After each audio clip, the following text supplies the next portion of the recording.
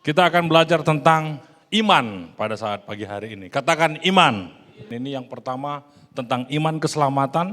Yang kedua itu kita akan berbicara tentang iman mujizat. Yang ketiga kita akan bicara tentang iman dalam pengharapan atau iman masa depan. Dan yang keempat, iman bertemu dengan Tuhan.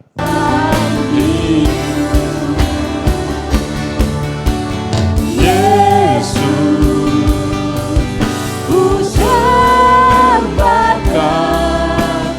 Yang termulia dalam jiwaku, telah ku alami kuasa-Mu, tetap Kau Tuhan di hidupku. Telah ku alami kuasa-Mu, tetap Kau Tuhan di hidupku. Telah ku alami kuasa-Mu, tetap Kau Tuhan di hidupku. Sungguh benar Tuhan, banyak yang telah kami alami akan kasih-Mu, akan berkat-Mu, akan mujizat-Mu. Engkaulah Tuhan tetap di dalam hidup kami. Sebentar kami mau mendengarkan firman Tuhan dan kesaksian. Mari Engkau berkati kami Tuhan. Dalam nama Yesus kami berdoa dan mengucap syukur. Haleluya. Amin. Baik, Shalom. Sebelum saya membagikan firman Tuhan, saya memberikan waktu dan kesempatan untuk Ibu Gembala memberikan kesaksian katanya. Agak panjang aja mah, nanti biar aku dikit aja, tinggal kesimpulan.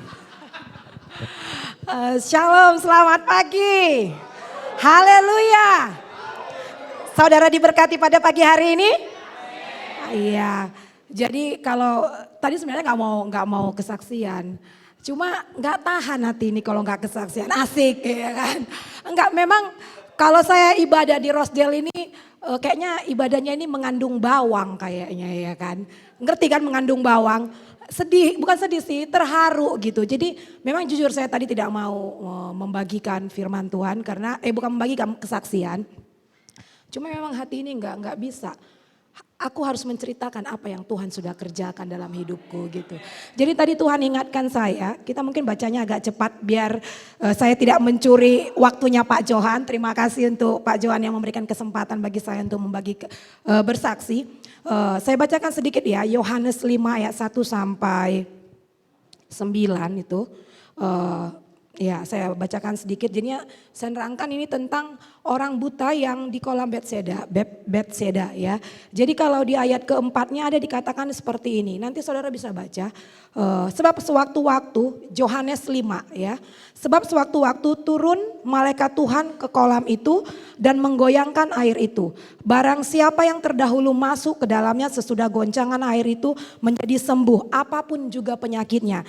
Dan di ayat kelima dikatakan ada 38 tahun orang yang sakit. Jadi ayat ke-6 Yesus melihat orang itu dan Yesus bilang, "Kau mau sembuh enggak?" Gitu ya. Yesus lihat, "Kau mau sembuh enggak?" Tapi dia bilang apa? Ayat ke-7-nya, "Tuhan, tidak ada orang yang menurunkan aku ke dalam kolam itu." Apa sih yang Tuhan inikan sama saya tadi? Saya pun sering seperti itu. Banyak alasan, terlalu banyak alasan. Tapi tadi Tuhan ingatkan, saya lihat si anaknya Pak Ngania kan ya itu ya, yang nari di tengah itu ya. Saya lihat dia saya dulu satu kantor sama Pak Meltari. Mana Pak Meltari? Oh itu dia, dia dulu waktu saya hamil Jocelyn, dia selalu suka ngangkat-ngangkat membawa saya pakai motor. Dia saya suka pelan kau Meltari, sorry ya Pak Mel saya namain karena termasuk adik-adik rohani saya. Saya lihat Pak Kania, saya lihat Michelle, kenapa enggak bapak mamanya? Saya lihat Michelle, berarti saya lihat bapak mamanya ya kan. Saya dulu bertemu orang ini Pak Sitinja, Pak Supri sama Ibu waktu di Panbil, masih gadis. Masih lajang. Saya lihat anaknya, waduh udah tinggi kali hampir sama kayak bapaknya. Saya lihat Kania mulai, gimana ya, saya hitung-hitung tadi. Saya dari tahun 95 ikut Tuhan. Dan sekarang usia saya 45 sudah 28 tahun. Dan tak pernah saya lihat rencana Tuhan itu gagal dalam hidup saya. Tak pernah sekalipun saya lihat rencana Tuhan itu gagal. Sama seperti yang saya bagikan firman Tuhan ini tadi. Banyak alasan saya. Tapi saya mau dorong kita semua, khususnya adik-adik, anak-anak sekolah Alkitab. Ya, saya dorong. Rencana Tuhan tidak pernah gagal dalam hidupmu. Apapun masa lalumu, apapun keadaanmu, rencana Tuhan tak pernah gagal. Saya dari usia 17 tahun mengikuti Tuhan. Kak Risda ini duluan loh. Dia mungkin bisa lihat saya dulu antingnya 3, celana saya sobek. Benar, antingnya saya 3. Saya kan sama Kak Risda ketemunya di Bandung sama Pak Jo. Tapi bagaimana Tuhan memproses kehidupan saya 28 tahun dan saya lihat tak pernah gagal. Dan saya rindu adik-adik muda, anak-anak saya. Kalian bisa tanya anak-anak saya selalu Tuhan, Tuhan, Tuhan, Tuhan. Bukan hantu, Tuhan, Tuhan, Tuhan. Karena dialah adalah Allah yang tak pernah gagal. Kalau saya bisa berdiri hari ini, memang karena Tuhan yang mengerjakan. Tak ada yang saya kerjakan, terlalu banyak alasan yang saya buat. Tapi biarlah kesaksian saya pada pagi hari ini mendorong kita semua. Mungkin usahamu kelihatan kayak gagal. Mungkin anak-anakmu kelihatan tak bisa diatur. Mungkin masa depanmu kelihatannya suram. Tapi saya mau katakan, Dia Allah yang tak pernah gagal. Dan saya tergerak mau menyanyi sama BFF saya. Tahu kan siapa BFF saya? Bestie saya, Kak Risda. Nah, ini udah bestie saya ini dari di Bandung. Jadi tadi malam kami bernostalgia. Dan saya tanya kan, kakak di sini udah berapa lama? Waktu kami jam 23 tahun. Mau 23 tahun. Di Bandung kami sudah kenal sama dia. Maksudnya saya sudah kenal sama dia. Di sini dia 23 tahun. Di Bandung mungkin 5-6 tahun saya kenal sama dia. Hampir 28 tahun saya sudah mengenal Kak Risda. Dan kami akan terus melayani Tuhan. Kami mau menyanyi. Siapa dulu yang mengiringi kami? Adanya pemain musik yang luar biasa. Kunci apanya kami ini? Bersama keluargaku, kunci apanya kami Pak? Bersama keluargaku.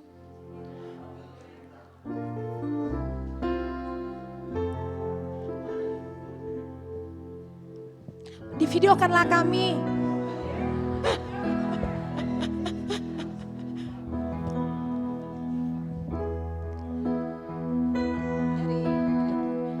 Dari awal ya.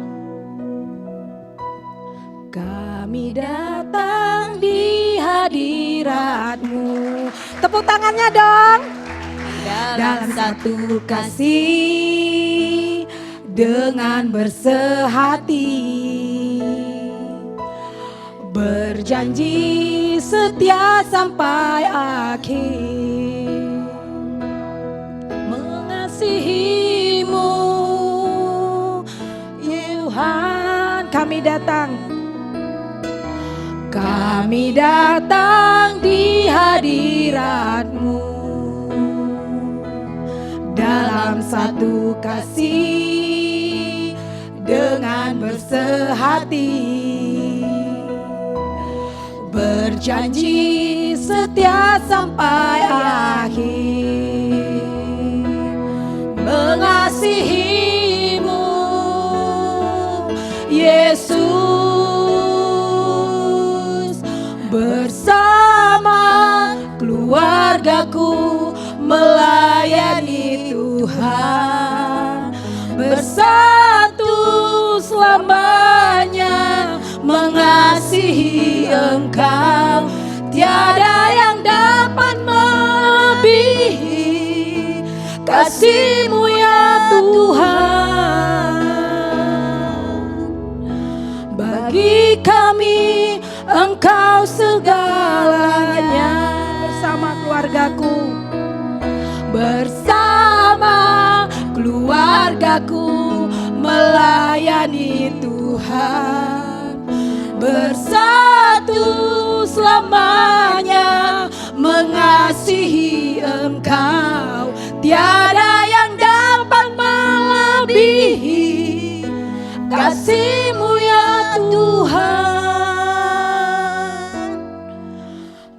bagi kami Engkau segalanya.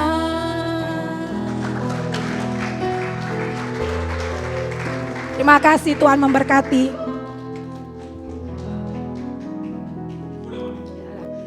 Biar lama kau, Pak.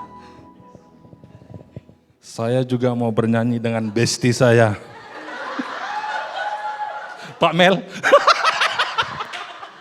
Enggak.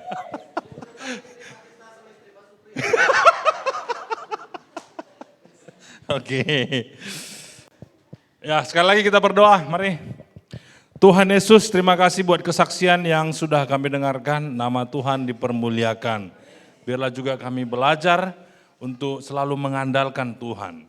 Bahwa kehidupan kami ini tidak ada apa-apanya kalau tanpa Tuhan. Sebentar kami mau mendengarkan firman Tuhan, siapkan pikiran, hati, dan telinga kami Tuhan untuk mendengarkan dan melakukan firman Tuhan. Dalam nama Yesus kami berdoa dan mengucap syukur. Haleluya. Mari yang percaya katakan sama-sama. Amin. Haleluya. Baik, shalom. Baik, kita akan belajar tentang iman pada saat pagi hari ini. Katakan iman.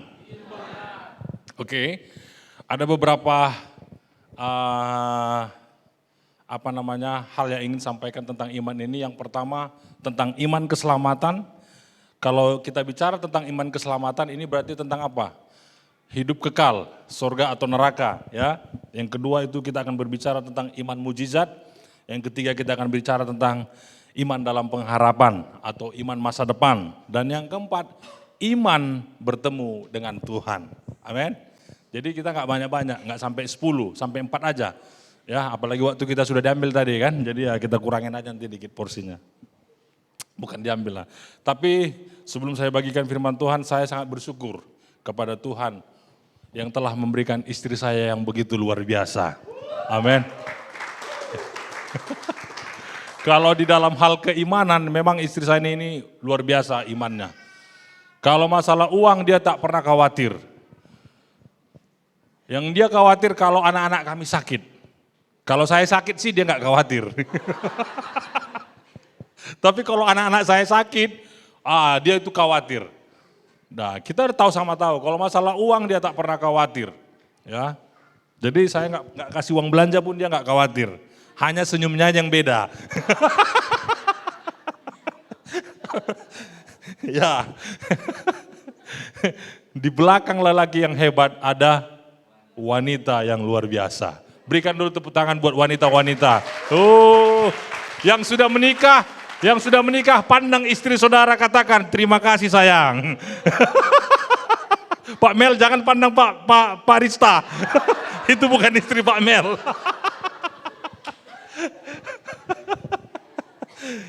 Oke, iman keselamatan. Kita bicara tentang surga. Percaya kan ada surga dan ada neraka? Percaya? Ada surga dan ada neraka. Suatu hari, seorang dokter, dia nggak percaya akan adanya neraka ada surga. Hingga suatu hari, dokter ini mengobati orang yang baru mengalami kecelakaan. Kecelakaanlah seorang anak-anak, dan dia koma, saudara.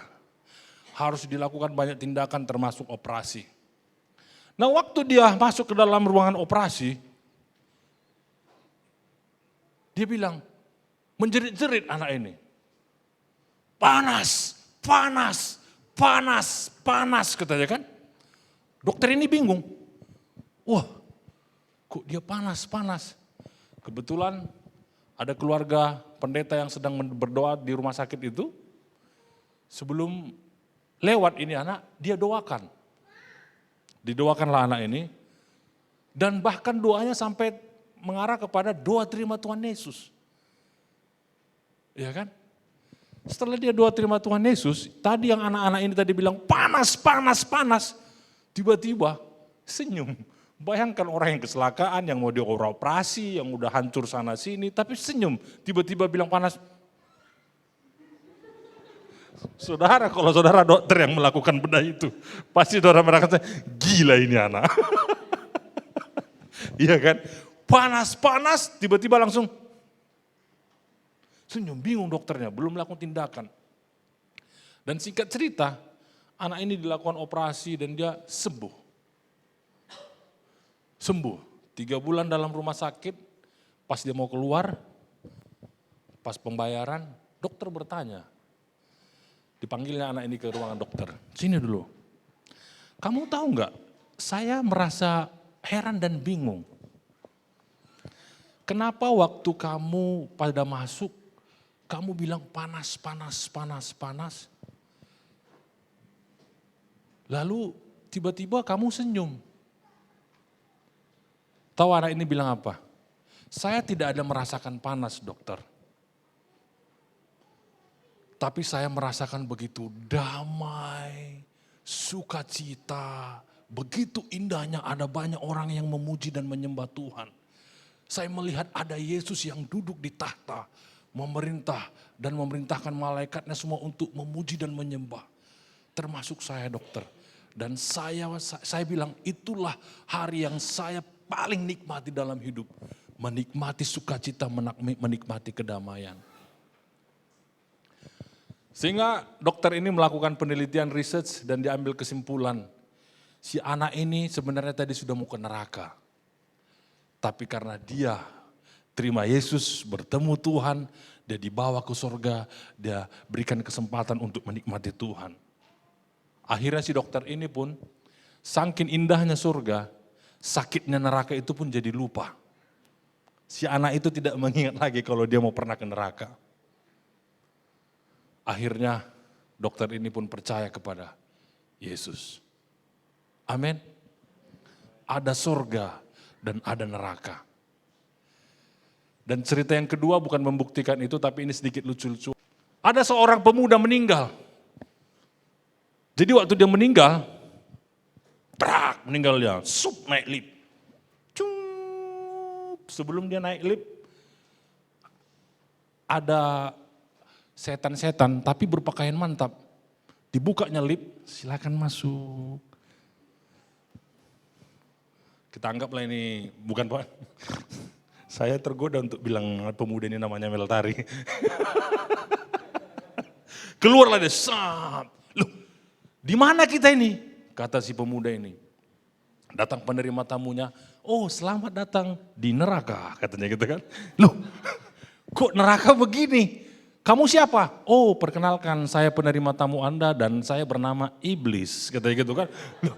Loh yang saya tahu Iblis itu dia punya tanduk 2, ekornya panjang dan api gitu kan. Lalu kok ini neraka kok bagus sekali? Ya memang beginilah keberadaan kami. Dipikir si anak muda ini kan, neraka itu kan api di mana-mana gitu kan. Ini taman saudara, taman berwarna hijau. Pokoknya mantap, orangnya ramah-ramah gitu kan. Ya selamat datang, mau makan apa, mau makan apel, semua ditawarin. Kamu mau tinggal di sini katanya kan. Loh tapi katanya ada tempat yang lebih bagus. Apa? Surga. Oh memang ada. Jadi kamu belum mau di sini. Izinkan dulu saya melihat surga. Nanti saya baru bisa putuskan saya di mana. Masuk lagi nih lift. Naik lagi dia kata, cint. Datang malaikat, datang Petrus. Agak kasar dikit. Masuk. Masuklah dia kan. Ditunjukkannya lah. Mana? Ya ini surga. Oh semua seperti yang dia imajinasikan. Ada emas, ada apa segala macam. Tapi sepertinya kayak kurang, apa dia? Kurang greget dia sama surga ini. Lalu Petrus bilang, gimana putuskan? Kayaknya saya ke bawah aja lah kata dia kan. Di bawah lebih nyaman gitu kan. Oke silakan kata Petrus, masuk dia ke bawah. Tuh lagi lift. Waktu dia turun saudara, dibuka lift, api di mana-mana. Si iblis itu udah keluar tanduknya, keluar ekor, semua di mananya. Silakan masuk. Ya kan, kalau kau sudah putuskan kau tinggal di sini. Gitu. Bingunglah si anak muda ini. Tahu dia bilang apa? Loh, tadi waktu aku di bawah pertama kali, aku lihat hijau. Ini semuanya kok api. Aku pun tadi kulihat kok gak ada tanduk, gak ada ekor. Sekarang kok menyeramkan. Kenapa sekarang berbeda katanya. Tahu si iblis bilang apa? Tadi kami masih kampanye. Gitu.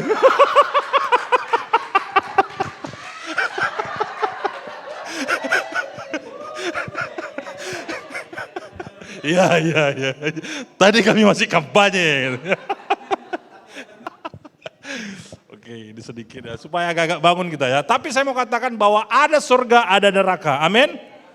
Nah, iman keselamatan.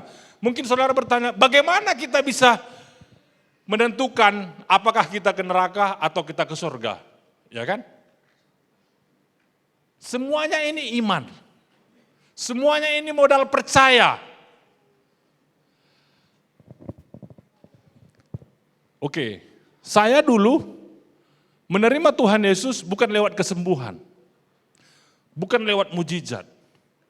Bukan lewat satu perbuatan ajaib yang saya alami. Tapi saya menerima Yesus karena lewat, kalau istilah kami dalam sekolah misi ini dibilang gnosticism, pengilmu pengetahuan. Jadi diterangkan kita. Jadi pada waktu itu guru agama saya bilang, semua kita akan mati dan kita akan ditempatkan kepada neraka atau surga. Tapi kalau kau terima Yesus, kau akan ke surga. Lalu saya tantang ibu itu. Tunjukkan di mana ayatnya yang mengatakan bahwa kita tahu bahwa kita memiliki hidup yang kekal. Kalau emang ibu bisa tunjukkan, hari ini saya ambil keputusan terima Yesus. Karena ini kan kita bicara tentang hal-hal yang belum terjadi dan memang dasarnya adalah iman. Amin. Lalu ditunjukkanlah ayatnya, kita buka 1 Yohanes 5. Ayat 1 Yohanes 5 ayat 10 sampai 13.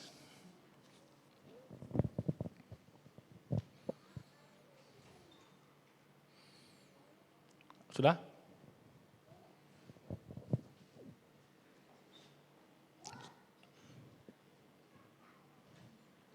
Bisa, Jos?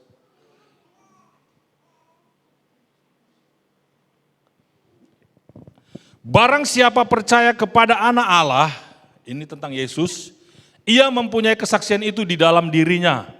Barang siapa tidak percaya kepada Allah, ia membuat dia menjadi pendusta, karena ia tidak percaya akan kesaksian yang diberikan Allah tentang anaknya. 11.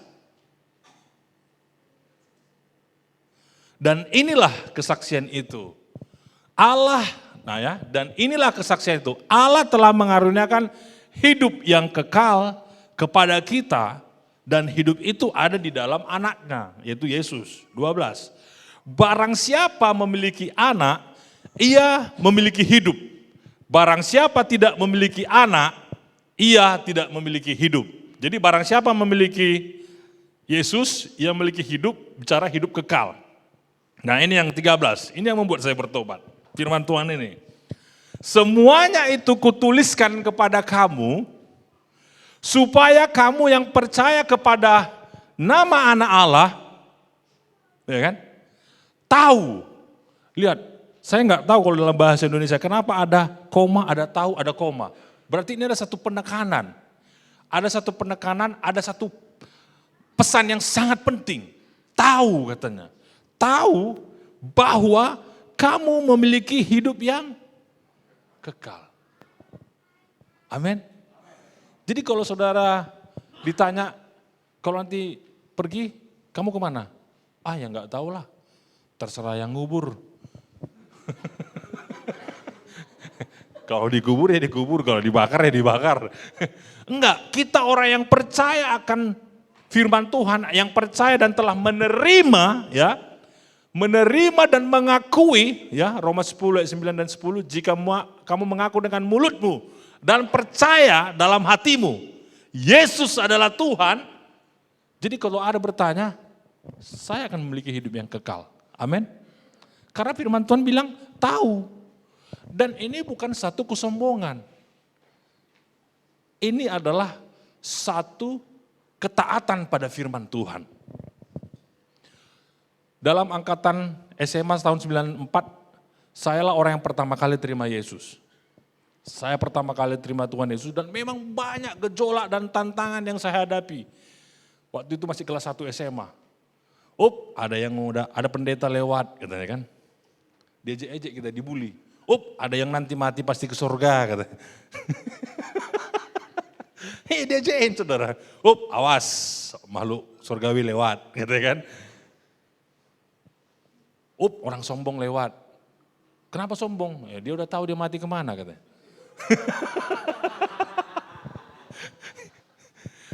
Tidak saudara. Dan hal-hal ini memang mempengaruhi, tapi ya itu tadi, iman itu tadi harus teruji. Tahu bahwa kamu memiliki hidup yang kekal.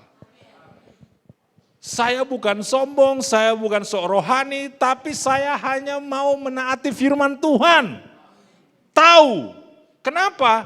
Karena saya percaya kepada kesaksian itu. Saya percaya kepada Yesus Kristus sebagai Tuhan dan Juru Selamat saya. Amin. Itulah namanya iman kepada keselamatan. Kalau kita bicara tentang kasih karunia yang mengajarkan kita bahwa pusat kita kepada Yesus itu sungguh benar saudara. Sekarang di sini Yesus, ini zaman Yesus, podium ini Yesus, oke? Tahun kita ini kan tahun Masehi ini kan diangkat dari lahirnya Yesus. Amin. Jadi kalau kita lihat sekarang tahun 2023, berarti 2023 tahun yang lalu lah Yesus lahir. Hebat kan? Sampai dunia memakai Yesus sebagai pusat dan senter kehidupan dunia ini. Oke? Dan kita hidup di sini. Berarti ini setelah. Inilah 2023. Oke? Dan ini adalah kehidupan perjanjian lama. 4.000 tahun. Ya, dari Adam sampai ke lahirnya Yesus. Oke? Kita bilang di sini, kita udah pernah lihat Yesus belum? Tidak kan? Kita hanya mendengar, baik dari membaca firman Tuhan, lewat khotbah, lewat nonton televisi, The Passion of Christ, segala macam kita tahu tentang Yesus. Tapi satu pun di antara kita nggak ada yang pernah lihat Yesus, betul? Tapi karena iman dan percaya kita diselamatkan. Amin. Jadi ada orang bertanya kepada saya, jadi Pak, kayak mana orang-orang yang meninggal di perjanjian lama? Bagaimana syaratnya mereka percaya kepada Yesus? Apakah ini tidak menjadi pertanyaan kepada saudara? Pertanyaan kan? Saya adalah mendengar Yesus dari orang yang mengkhotbahkan tentang Yesus kepada saya lewat firman Tuhan. Saya percaya memiliki hidup yang kekal karena saya percaya akan kesaksian Yesus Kristus. Sekarang pertanyaan bagaimana dengan perjanjian lama? Demikian juga perjanjian lama saudara. Orang-orang yang selamat dalam perjanjian lama ini, mereka akan selamat ketika mereka percaya kepada nubuatan yang akan terjadi. Ini adalah nubuatan yang akan terjadi. Amin. Kejadian 3:15 di mana di situ Allah berfirman bahwa keturunanmu akan meremukkan keturunannya. Ini sudah bicara tentang Yesus. Bahkan kovenan, perjanjian Adam, kovenan Abraham, kovenan Nuh, semua ini sudah berbicara tentang Yesus. Jadi orang-orang dalam perjanjian lama bukan karena apa yang sudah terjadi, tapi apa yang akan terjadi, kelahiran Yesus. Iman keselamatan. Engkau tidak perlu harus tinggal atau hidup dalam masa zaman Yesus sehingga kau bisa diselamatkan, tidak. Itulah disebut iman. Amin saudara? Baik, itu yang pertama. Yang kedua, iman mujizat. Nah ini kita agak panjang ini. Gak apa-apa kita agak ketinggalan kapal ya Mia. Iman mujizat. Kita buka dulu Ibrani pasal 11. Ini kita baca panjang ini Bapak Ibu. Iman mujizat. Ibrani pasal 11. Iman adalah dasar dari segala sesuatu yang kita harapkan dan bukti dari segala sesuatu yang tidak kita lihat. Next. Sebab oleh imanlah telah diberikan kesaksian kepada nenek moyang kita. Belum. Sebab oleh imanlah, oleh apa? Oleh iman. Tak dilihat, tak diraba, hanya dipercaya. Oke, sebelum kita lanjut, kayak mananya sebenarnya iman ini? Sekarang begini, siapa yang pernah melihat dia dilahirkan dari perut mamanya? Tapi kau percaya kan kau anak mamamu? Betul nggak? Ada nggak waktu dilahirkan? Oh, mamaku. Gitu. Itulah iman saudara. Saudara dilahirkan oleh mama saudara, yang walaupun saudara tidak lihat, tapi saudara percaya bahwa saudara dilahirkan mama saudara. Nah, itu iman. Sederhana kan? Kau anak siapa? Ya anak mamaku. Dari mana kau tahu? Kau tengok. Waktu kau lahir kau tengok. Saya dalam keluarga saya sering, bukan keluarga yang ini. Ya. Ini keluarga inti. Keluarga saya. Saya punya 2 kakak, 2 abang. Jadi memang jarak saya dengan mereka ini jauh. Apalagi yang sama nomor 1 itu 17 tahun jauh. Saya sebenarnya anak yang bukan hampir, anak yang terbuang saudara. Kenapa terbuang? Karena saya memang mau diaborsi. Bukan mau, diaborsi sudah. Jadi waktu umur 7 bulan, saya katanya banyak bergerak dalam perut mama saya. Tendang kiri, pokoknya tendang-tendang lah kan. Aku amang acinai, kata mamaku ini lah kan. Ini udah cerita orang ini. Ya saya percaya aja kan, walaupun saya gak lihat kan gitu. Cinai, ya mati nak mau, mati. Akhirnya diputuskan lah. Oke weh, pamati main mana?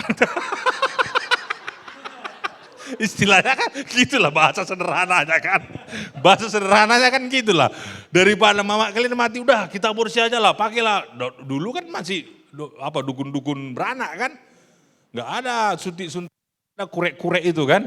Nggak ada yang dibunuh diaborsi secara apa itu kan. Pemati mah ada masuk minum tua lagi gitu kan. Disuruhlah mama saya minum tua saudara. Minum tua, minum arak, pokoknya minum-minuman keras. Ya kan? Masalahnya yang di dalam tak mati, ikut juga minum.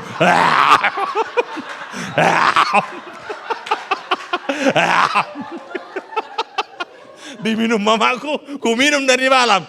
Iseroa. Nggak mati saya saudara. Ya kan? Jadi saya dilahirkan cepat dan 1 botol besarnya, kecil. Wah, trauma juga keluarga karena sebelum saya lahir 4 kakak saya udah meninggal. Dulu macam gampang kali orang mati, gampang buat orang. Iyalah, tak ada lampu ya kan. 4 kakak saya meninggal. Saya baru saya dilahirkan. Dan sampai 2 tahun saya itu nggak bisa jalan, merangkak. Tapi waktu saya dilahirkan, misionaris yang buat nama saya. John, dia seorang misionaris dari Amerika. Dan dibuatnya lah nama dia ke nama saya. Karena saya Indonesia dibuatnya lah Johan. Johan Siringo-ringo, artinya pemenang. Untung tak dibikin nama bapak saya, nama saya Heran. Karena abang saya namanya Heran. Ada nama abang saya namanya Heran. Ini bukan main-main saudara. Betul Heran. Oke sedikit kita melenceng ya. Kenapa namanya Heran? Dia kembar. Jadi kembar, kakaknya lahir, meninggal. Tapi dia gak lahir-lahir. 3 hari kemudian dia baru lahir. Heran satu kampung. Nah betul. Iya. Dan gara-gara itulah dibilang namanya Heran Siringo-ringo. Gak ada yang videokan ini kan. Jangan dikirim ke dia, nanti marah dia. Kenapa aku bilang marah? Sampai sekarang gak kuat dia menanggung nama itu. Gak kuat dia saudara. Sekolah Alkitab dia ke Surabaya. Sekolah Tinggi Alkitab Surabaya digantinya namanya Moses. Asal jumpa kami. Kenapa kok ganti namamu bang? Naso kuat doh. Ido bakat. Dan nama anak saya bertanya, serius Pak? Iya, KTP-nya heran. Heran si Ringo-Ringo. Makanya dia nggak pernah bilang nama sama kalian namanya Heran kan. Nggak kuat bapak tua kalian itu. Memang Heran satu kampung. Iman. Sebab oleh imanlah telah diberikan kesaksian kepada nenek moyang kita. Terus. Karena iman kita mengerti bahwa alam semesta telah dijadikan oleh firman Allah. Betul kan? Karena iman lah kan. Ada yang melihat Tuhan yang menciptakan langit dan bumi? Tak ada kan? Ada nggak yang melihat? Atau ada yang mendengar Tuhan berfirman, jadilah terang maka terang itu jadi? Tak ada kan? Semuanya karena iman kan? Diceritakan lewat firman Tuhan, kita baca dari firman Tuhan, kita percaya. Nah itu dia karena iman tadi. Sama seperti saudara percaya saudara anak orang tua saudara, walaupun saudara tidak melihat saudara keluar dari perut dan mama saudara. Itulah iman. Sehingga apa yang kita lihat telah terjadi dari apa yang tidak dapat kita lihat. Next. Agak cepat. Karena iman Habil telah mempersembahkan kepada Allah korban yang lebih baik daripada korban Kain. Habil nggak tahu bahwa dia akan memberikan korban yang terbaik. Tapi karena imannya, Tuhan melihat itu sebagai terbaik. Dengan jalan itu ia memperoleh kesaksian kepadanya bahwa ia benar.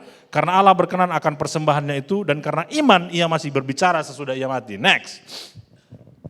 Karena iman, Henok terangkat supaya ia tidak mengalami kematian. Terus, kita baca dulu pahlawan-pahlawan iman ini. Tetapi tanpa iman tidak mungkin orang berkenan kepada Allah. Oke, ini ayat 6 ya. Ayat 6 ini nanti saya akan bagikan dalam iman tentang bertemu dengan Tuhan.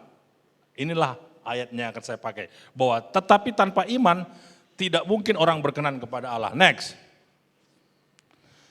Karena iman maka Nuh dengan petunjuk Allah tentang sesuatu yang belum kelihatan, dengan taat mempersiapkan bahtera. Bagaimana Nuh harus menunggu 120 tahun ketika Tuhan bilang akan ada nanti banjir, akan ada hujan, bangunlah kapalmu. Dan pada waktu itu Nuh membangun kapalnya di gunung, bayangkan semua orang kepada Nuh.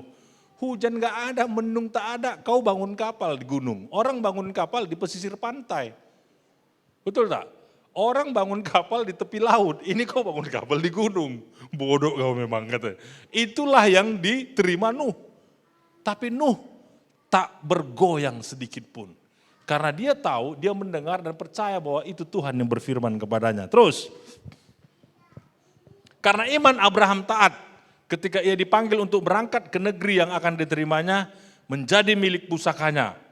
Ini Abraham dipanggil ke tanah Kanaan. Bukan ke tanah Kanaan, ke negeri yang akan kutunjukkan kepadamu. Gak jelas loh ini. Ini perintah ini gak jelas. Benar-benar gak jelas. Jadi kalau kadang-kadang pemimpin saudara memerintahkan saudara sesuatu yang tidak jelas, lakukan aja. Amin. Tapi dengan iman. Karena sama seperti ini, diperintahkan Abraham, pergilah kau ke negara yang akan kutunjukkan. Gak dibilangnya ke Kanaan, enggak. Next. Karena iman, ia diam di tanah yang dijanjikan itu seolah-olah, oke terus, ini tentang Abraham masih. Terus, kita lihat pahlawan yang lain. Terus, ini banyak ini, sampai 30-an ini. Terus, sudah nggak apa-apa, nanti Bapak Ibu bisa baca ya, di rumah, ya baca firman Tuhan ini di rumah. Bahwa semuanya karena iman. Amin. Karena iman, karena iman, karena iman. Demikian juga. Jadi banyak mujizat itu. Mujizat adalah sesuatu dikatakan mujizat ketika engkau tidak sanggup melakukannya dan tak ada alasan kau sanggup melakukannya dan tak ada alasan kau bisa melakukannya tapi terjadi. Amin. Mujizat itu adalah ketika engkau tidak sanggup membeli rumah 1 miliar karena saldo di rekeningmu hanya 100.000. Tapi kau sanggup mendapatkan rumah itu. Itu namanya mujizat. Di luar kemampuanmu, di luar kendalimu, tapi terjadi. Amin. Nah, demikian juga masuk kita kepada ketiga, iman dalam pengharapan. Iman dalam pengharapan juga demikian. Nah, itu tadi, saudara jangan bandingkan apa yang saudara inginkan dengan kemampuan saudara. Kalau saudara mampu beli es krim yang harga Mixue 8.000, ya, ini kami makan Mixue, Momoyo lah, apalagi pokoknya es krim. Kalau engkau sanggup masih membeli 8.000, itu tak mujizat. Tapi ketika sesuatu yang memang kau bandingkan dengan dirimu, dengan kemampuanmu, kau tak sanggup memilikinya, tapi Tuhan kasih jalan tak bagaimana caranya, itulah iman. Iman dalam pengharapan adalah iman yang fokus kepada Tuhan. Iman yang fokus, yang pandangannya terarah kepada Tuhan. Amin. Baik, terakhir, iman bertemu dengan Tuhan. Pak Pendeta, perlu juga enggak iman bertemu dengan Tuhan? Oh iya, coba tadi yang 6, ayat 6 tadi, Jos, ayat 6. Tetapi tanpa iman tidak mungkin orang berkenan kepada Allah. Ini, saya ingin fokus kita di sini saudara. Tetapi tanpa iman tidak mungkin orang berkenan kepada Allah. Apa maksudnya ini? Jangankan bertemu dengan Allah. Orang datang ke gereja pun takut. Apalagi di kampung kita kan, orang datang ke gereja itu paling Natalan. Kalau dibilang nanti kita ayo ke gereja hari Minggu, nanti roboh gereja itu katanya kan. Itu alasan mereka kan, nanti hancur gereja itu. Sebenarnya bukan, karena dia merasa tidak layak. Dia merasa tidak layak aku masuk ke gereja itu. Tidak layak aku bertemu dengan Tuhan itu. Mungkin Tuhan tidak punya pandangan seperti orang-orang Kristen. Amin. Amin. Amin.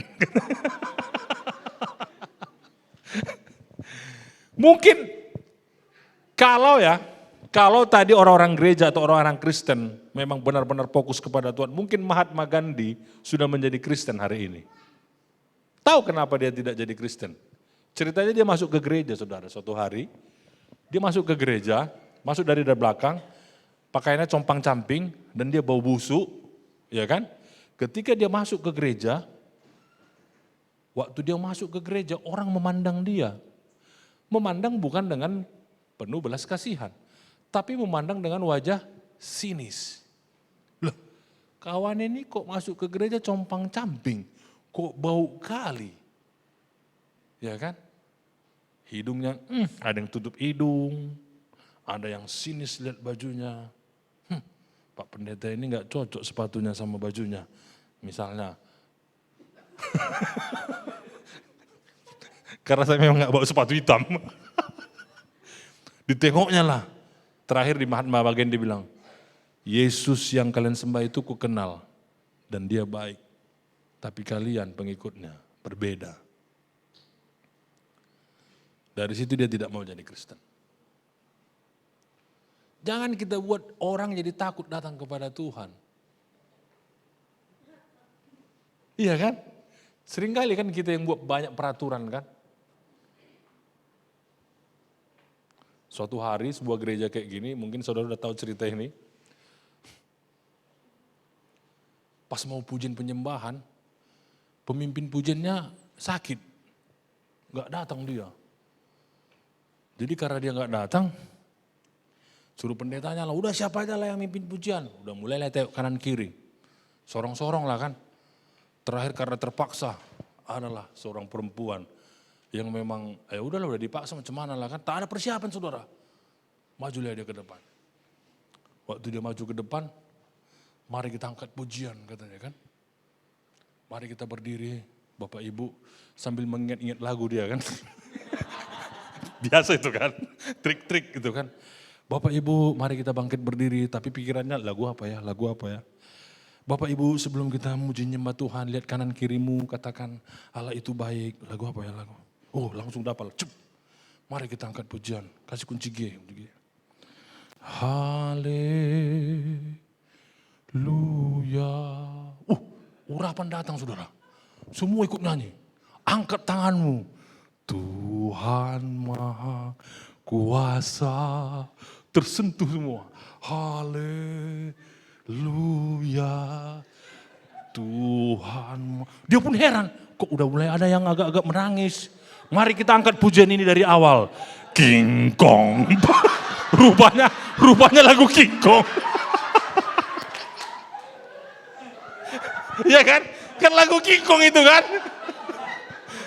Dia sadar, mari kita angkat pujian ini dari awal.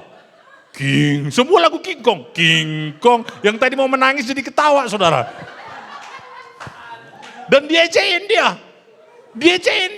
Inilah kalau nggak ada persiapan. Terakhir keluar dia, ditegur dia, saudara. Besok-besoknya tak gereja lagi dia. Tak mau lagi dia bertemu dengan Tuhan. Hanya karena lagu King Kong. Kan lagu penyembahan juga itu kan.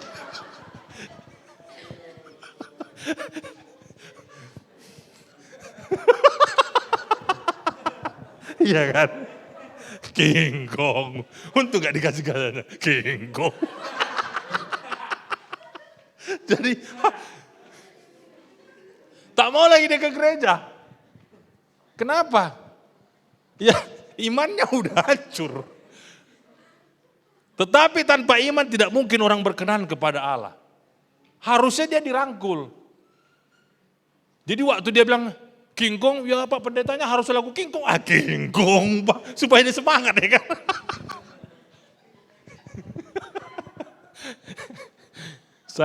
Saya pertama kali disuruh jadi WL di Singapura, di gereja kami MCS, Mennonite Church of Singapore. Itulah pertama kali saya WL, dalam bahasa Inggris. Yang saya konsen saya ini kan bahasa Inggrisnya kan. Wah, udah latihan lah kami, sudah latihan lagu, ada juga ditulis, enak lah kuncinya supaya enak. Saya WL-nya. Jadi kan biasanya kan harus ada kata-kata pembukaan kan. Kayak kita kan, salam, bagaimana kabar saudara, ya kan. Seperti kita tadi, mari kita ucapkan pengakuan iman kita, ya kan. Jadi saya bilang gini, shalom, kata gitu kan. Please, saya mau bilang tolong berikan senyum yang terbaik kepada kanan kirimu. Ya kan? Please give your big smile, kan gitu kan. Big smile. Itulah sekarang aja saya lupa kan. Please give your big smile to your neighbors, kan gitu kan. Harusnya saya bilang gitu. Saya dengan PD-nya saya bilang, please give your big smile to your neighbor. Smell itu tahu saudara, smell, bau. Bau. Tolong berikan baumu kepada kanan kirimu. Ketawa, apa yang salah? Smile kata orang, oh iya sorry, smile, saya bilang gitu. Puji Tuhannya minggu depannya saya tetap gereja. Karena saya punya iman. Amin. Tetapi tanpa iman tidak mungkin orang berkenan kepada Allah. Amin. Jadi kalau saudara mau menghadap Tuhan atau mau menikmati Tuhan, kadang-kadang kan, baru kumarahi istriku. Ya kan? Baru kurepeti suamiku. Janganlah istri aja pula. Suami pun. Istri mau menyembah Tuhan. Baru kurepeti suamiku. Bisa gak aku bertemu dengan Tuhan? Baru kumarahin anak-anakku. Baru kulakukan ini. Nah ini tadi, ini lawan iman tadi, betul tak? Karena Tuhan tak melihat itu. Karena Tuhan bukan seperti pengikut-pengikutnya tadi. Ya mungkin ya kadang-kadang kan kita kan juga begitu kan. Ya cuman ya budaya, konteks, ya. Saya pun ada agak perdebatan tadi pagi. Saya mau pakai baju kaos tadi sebenarnya, tapi pakai kerah. Ya kan, karena saya sepatu sport. Cuman istri saya bilang, nggak sayang nanti Tuhan sama kau.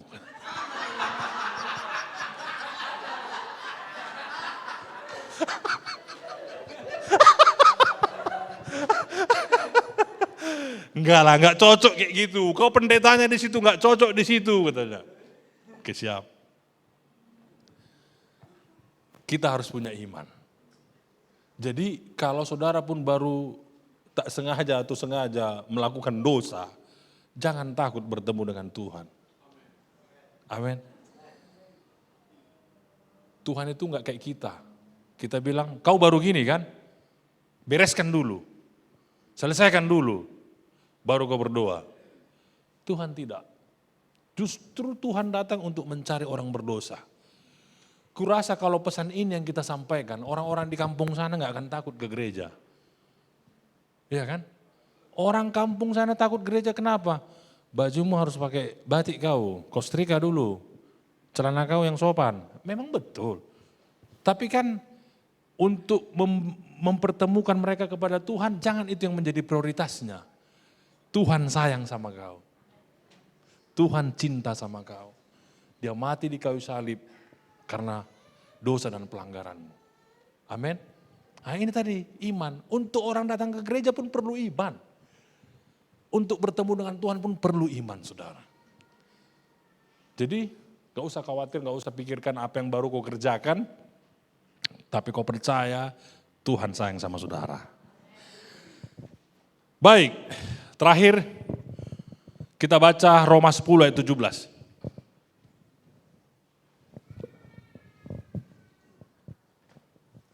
Jadi iman timbul dari pendengaran. Dan pendengaran oleh firman Kristus. Amin. Saudara-saudara harus sering baca firman Tuhan. Saudara sering menikmati Tuhan. Supaya saudara bisa bertumbuh dalam iman. Iman itu timbul dari pendengaran. Kalau saudara sering mendengar firman Tuhan, saudara sering mendengarkan khotbah, artinya lingkungan saudara apa? Kakak kasih karunia atau kasih Kristus ya? Nah, itu otomatis membuat iman saudara timbul. Akan termotivasi. Saudara sering bersama dengan orang penyanyi, saudara akan bisa jadi penyanyi. Saudara sering kepada orang yang suka bermain olahraga sepak bola, sudah suka sepak bola. Saudara sering sama badminton, saudara suka badminton. Artinya pergaulan ini akan mempengaruhi. Sama seperti ini. Sering baca firman Tuhan, iman itu timbul. Makanan itu. Amin saudara? Beda. Orang yang tak pernah mendengarkan firman Tuhan, kita bahas, kita kasih tentang firman Tuhan, dia bingung, ini apa ini? Kadang-kadang gak nyambung. Nah jadi saudara harus dengarkan. Nah ketika saudara dengarkan juga harus taat. Itu yang penting. Dengar dan tidak taat itu sama dengan seperti orang bodoh yang membangun rumah di atas pasir. Dia dengar firman Tuhan, tapi dia membangunnya di atas pasir. Itulah orang yang mendengarkan tapi tak melakukannya. Tapi orang yang mendengar dan melakukannya itu membangun rumahnya di atas batu karang. Tahun 2006. Nah mendengarkan firman Tuhan, mendengarkan Tuhan bicara, bagaimana? Bisa lewat firman Tuhan, bisa lewat khotbah, bisa lewat PC, bisa lewat mimpi. Ada banyak orang yang selamat karena mimpi. Dia bertemu dengan Tuhan. Saya terima untuk berangkat ke Tanjung Pinang tahun 2006. Waktu saya masih sekolah di Singapura. Tuhan kasih, Tuhan bilang, ini visimu. Dan itu adalah gambar nelayan saudara. Gambar nelayan. Dia nelayan di atas sampan dan ada ada api tujuh sinar di atas kepala nelayan ini. Apa artinya ini Tuhan? Inilah yang menjadi tesis saya dan apa saya bilang, ini artinya apa?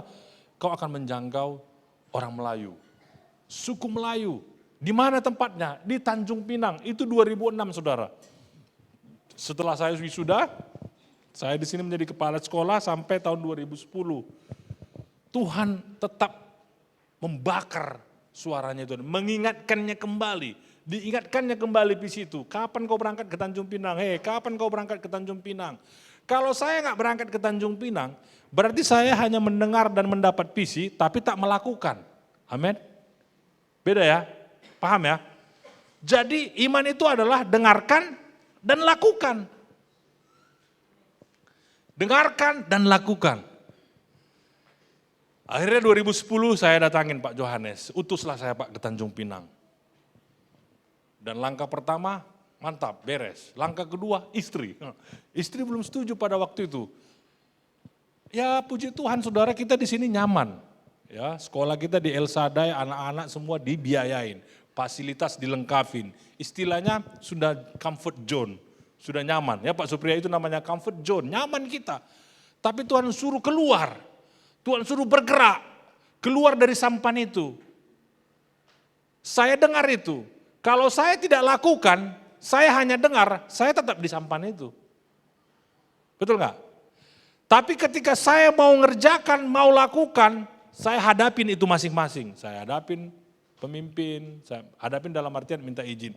Istri juga saya hadapin. Karena dia nggak setuju. Ya wanita wajar. Wanita ini wajar saudara. Jadi kalau istri saudara nggak setuju, sabar kalian. Kenapa? Karena dia juga punya Tuhan. Tuhan juga bisa bicara sama istri saudara. Jadi jangan ngotot-ngotot. Yang punya istri katakan amin. Agak pelan ini.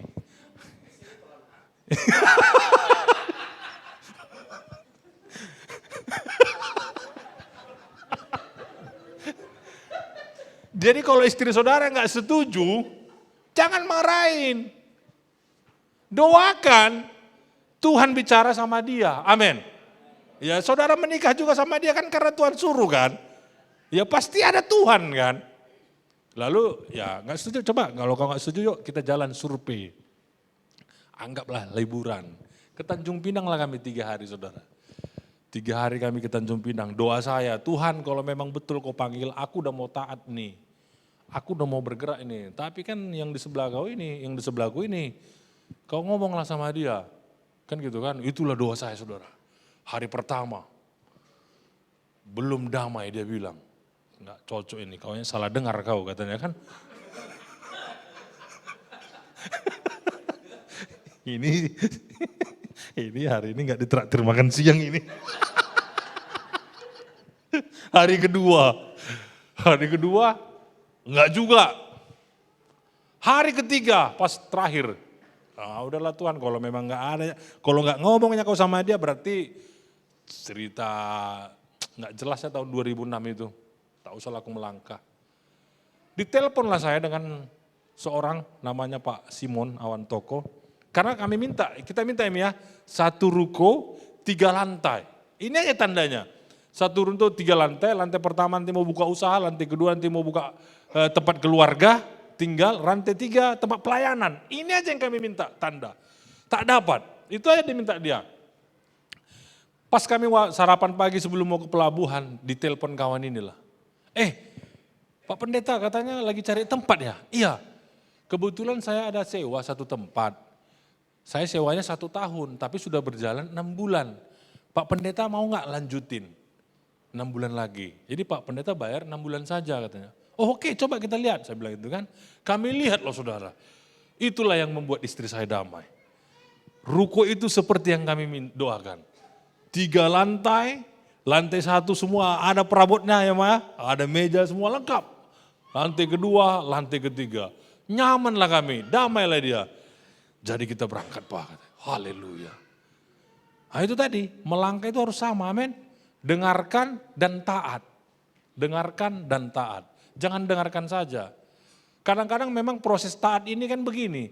Kita mau melihat semuanya jelas dulu. Iya kan? You don't have to see everything. You just step in. Move forward. Iya kan? Bayangkan kalau Petrus dibilangnya gini sama Tuhan. Kau buatlah dulu situ selancar. Biar aku bisa jalan di atas air itu. Atau kau buat dulu gabus, busa atau ban apa namanya? Ban itu supaya aku bisa berjalan. Kalau Petrus bilang begitu, itu tidak iman. Iman itu adalah engkau berjalan di atas firman Tuhan. Tuhan yang suruh kau dan kau taat. Amin. Tahun 2010 lah kami menaati firman Tuhan. Jadi iman itu tidak perlu kau lihat semuanya jelas dulu. 1000 langkah dimulai 1 langkah. Kau tidak akan pernah capai ke 1000 langkah kalau kau tidak pernah mulai dengan langkah yang pertama. Amin saudara. Iman Mari kita berdoa.